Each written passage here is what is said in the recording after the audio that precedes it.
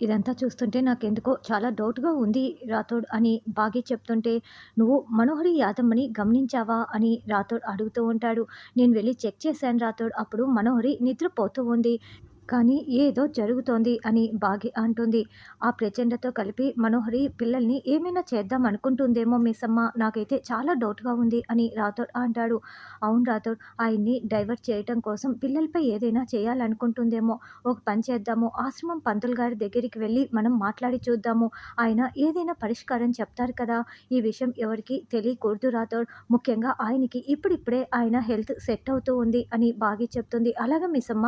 మనం గుడికని చెప్పి ఆశ్రమం పంతులు గారిని వెళ్లి కలుద్దాం" అని రాథోడ్ చెప్తాడు.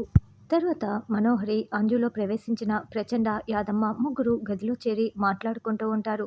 రాత్రి తన కూతురు బుజ్జమ్మకి అంత జరిగినా కూడా బాగి సైలెంట్‌గా ఉందంటే ఏంటి అర్థం అని మనోహరి అంటే అమర్ సార్ ఆరోగ్యం కూడా ఒక కారణం అయి ఉండొచ్చు మనోహరి అని యాదమ్మ అంటుంది. అవును. అందుకే బాగి సైలెంట్‌గా ఉండి ఉండొచ్చు అని ప్రచండ అంటాడు.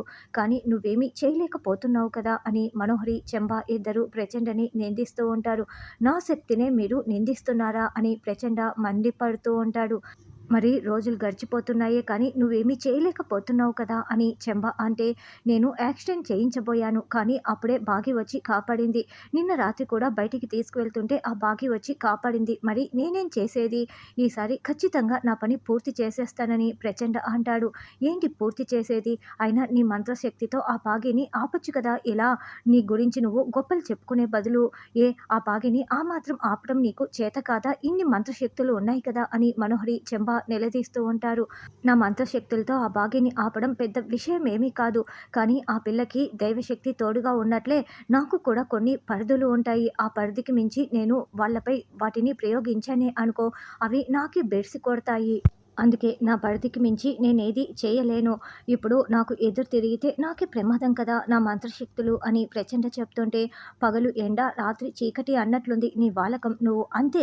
ఏంటో పెద్ద గొప్పలు చెప్తున్నావు అని చెంబ అంటే, ఏంటి మళ్ళీ నువ్వు నన్నే పేర్లు పెడుతున్నావు. సరే ఈ పిల్ల దేహాన్ని వదిలేసి నేను నీలో ప్రవేశించి నీ తలని పగలగొట్టేనా అని నా శక్తి ఏంటో చూపిస్తానని ప్రచండ అంటే, వద్దు వద్దులే అని చెంబ అంటుంది. లేదంటే చెప్పండి. ఈ పిల్ల దేహం వదిలేసి నేను నా పాటికి నేను చూసుకుంటాను, వెళ్ళిపోతాను అని ప్రచండ చెప్తాడు. వద్దులే నీకు ఇంకొక అవకాశం ఇస్తాను. అమర్‌కి హెల్త్ బాగోలేదు కాబట్టి ఇప్పుడే పని పూర్తి చేసుకొని వెళ్ళిపో అని మనోహరి అంటే, ఈరోజు పని పూర్తి చేసేస్తాను అని ప్రచండ చెప్తాడు. అయితే రండి వెళ్దాం అని అంజు అంటుంది. సరే నువ్వు అసలే మాతో ఎక్కువగా మాట్లాడుతున్నావని పిల్లలకి కూడా డౌట్ వస్తోంది. ఎవరు చూడకుండానే రండి గదిలో నుండి బయటికి వెళ్దాం అని ముగ్గురు గది బయటికి వస్తారు. అమర్ పేపర్ చదువుతూ ఉంటే బాగి రాథోడ్ నిల్చొని అమర్‌తో మాట్లాడుతూ ఉంటారు. ఇప్పుడు గుడికెందుకు మిస్సమ్మ అని అమర్ అంటే మీ హెల్త్ అప్సెట్ అయింది కదా సార్ నిన్న. అందుకే ఒకసారి గుడికి వెళ్ళి వస్తాము అని బాగి అంటుంది. ఇప్పుడు బాగానే ఉంది కదా అని అమర్ అంటాడు. లేదు సార్ ఒకసారి వెళ్ళి వస్తాను. మీరు రెస్ట్ తీసుకోండి. ఇంట్లోనే ఉండండి అని బాగి అంటుంది. లేదు లేదు నేను కూడా నీతో పాటి తోడుగా వస్తానని అమర్ అంటాడు. మిస్సమ్మతో పాటి నేను తోడుగా వెళ్తున్నాను లేండి సార్. మీరు రెస్ట్ తీసుకోండి అని రాథోడ్ చెప్పడంతో, సరే జాగ్రత్తగా వెళ్ళి రండి అని అమర్ చెప్తాడు. ఇదంతా కూడా మనోహరి డోర్ దగ్గరే నిలబడి మొత్తం వింటూ ఉంటుంది. తర్వాత గుప్తా గారు గార్డెన్‌లో ప్రత్యక్షమవుతారు. "మా ప్రభువులు మాకు ఒక పని అప్పజెప్పితిరి. దానిని పూర్తి చేసుకొని మరలా ఇచ్చటకు వచ్చితిని. ఈరోజు ఎలాగైనా సరే బుజ్జమ్మ చేత ఆ రుద్రాక్ష మాలని తాకించవలే. పూర్వశక్తులు వచ్చేలా చేయవలే. ఇంతకీ బుజ్జమ్మ లోపల ఎక్కడ ఉన్నదో" అని గుప్తా గారు లోపలికి వస్తూ ఉంటే, బుజ్జమ్మ కిచెన్‌లో కాఫీ పెడుతూ ఉంటుంది.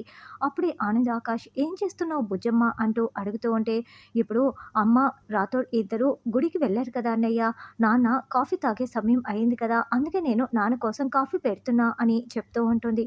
"నీకు కాఫీ పెట్టటం కూడా వచ్చా?" అని పిల్లలు అడగటంతో, "వచ్చన్నయ్య. అమ్మ పెడుతున్నప్పుడు చూసి నేర్చుకున్నాను" అని బుజ్జమ్మ చెప్తుంటే, "ఓహ్! అందరికీ అన్నం పెట్టే చెయ్యి కదా!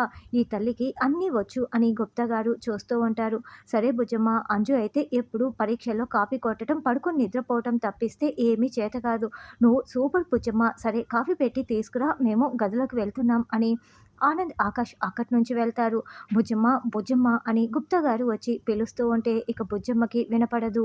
నా మాటలు బుజ్జమ్మకి వినపడవు కదా! ఒక పని చేస్తాను అని గుప్తా గారు పసుపుతో అక్కడ ఉన్న కట్టర్‌పై అక్షరాలు వచ్చేలా రాసి చూపిస్తూ ఉంటాడు.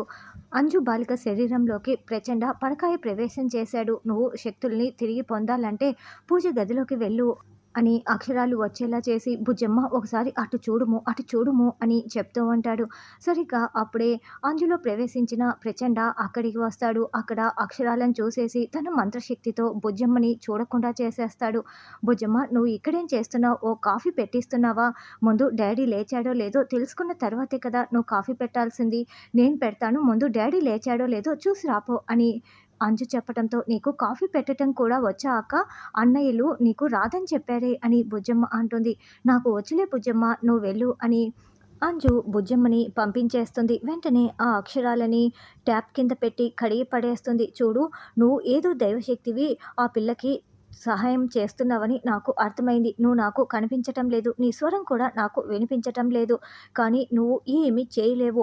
నేను ఉండగా ఆ పిల్లని నువ్వు కాపాడలేవు. కాదు కూడదు అని నువ్వేదైనా చేశావా? ఈ అంజు చచ్చిపోతుంది. అవును, నిజమే. నేను ఆ పిల్ల శక్తులన్నింటినీ కూడా తీసుకోటానికే వచ్చాను. నా పని పూర్తి చేసుకునే వెళ్తాను. నువ్వేమీ చేయలేవు అని గుప్తా గారికి వార్నింగ్ ఇస్తూ ఉంటాడు. నువ్వు ఎన్ని ప్రయత్నములు చేసినను బుజ్జమ్మకి శక్తులు వచ్చే వరకు నా ప్రయత్నాన్ని నేను ఆపను. నువ్వు బుజ్జమ్మని ఏమీ చేయలేవు అని గుప్తా గారు అనుకుంటూ ఉంటారు. ఇక గుప్తా గారు కూడా అక్కడి నుంచి వెళ్ళగానే అంజు కూడా అక్కడి నుంచి వెళ్ళిపోయి ఉంటుంది. అప్పుడే మళ్ళీ బుజ్జమ్మ అక్కడికి వచ్చి, అక్క, నాన్న లేచారు అని చెప్తూ, అదేంటి అంజు అక్క ఎప్పుడూ ఇక్కడి నుంచి వెళ్ళిపోయినట్లుంది? అన్నయ్యలు చెప్పింది నిజమే, అంజు అక్కకి కాఫీ పెట్టేదే రాదు, అందుకే వెళ్ళిపోయి ఉంటుంది. అబ్బా, నేను కాఫీ ఎంత బాగా చేశానో, నాన్నకి చాలా బాగా నచ్చుతుంది అని కాఫీ కప్పులో పోసుకొని అమర్ కోసం తీసుకువెళ్తూ ఉంటుంది. తర్వాత బాగి రాథోడ్ ఇద్దరు స్వామీజీ దగ్గరికి వెళ్తారు. బాగున్నావా తల్లి? చాలా రోజులైంది నిన్ను చూసి అని స్వామీజీ అంటారు. నిన్ను చూస్తే నువ్వు ఏదో సమస్యతో సతమతమవుతున్నావని అర్థమవుతోంది. ఏమైంది తల్లి అని గురువుగారు అడగటంతో ఇక బాగి రాథోడ్ కూర్చొని, నమస్కారం స్వామీజీ, కొన్ని రోజులుగా అన్నీ ఏవేవో జరుగుతున్నాయి అని బాగి చెప్తుంది. అవును స్వామీజీ, అంజు పాప ఏదోలా వింతలా ప్రవర్తిస్తోంది అని బాగి చెప్తుంటే, అవును స్వామీజీ అని అంజు తన పాటికి తాను అన్నం తినడం, తర్వాత బుజ్జమ్మని బయటికి తీసుకువెళ్ళటం, జరిగిన సంఘటనలు అన్నీ కూడా రాథోడ్ బాగి మొత్తం వివరించేస్తారు. అసలు ఇదంతా అంజు చేయటం లేదు, ఏదో శక్తి అంజులో దూరి ఇదంతా చేస్తోందని అనిపిస్తోంది స్వామి అని బాగి చెప్పటంతో వెంటనే స్వామీజీ అక్కడున్న రుద్రాక్షమాల చేతిలోకి తీసుకొని కళ్ళు మూసుకొని ఏవో మంత్రాలతో జరిగిన విషయాలన్నీ చూస్తూ ఉంటాడు.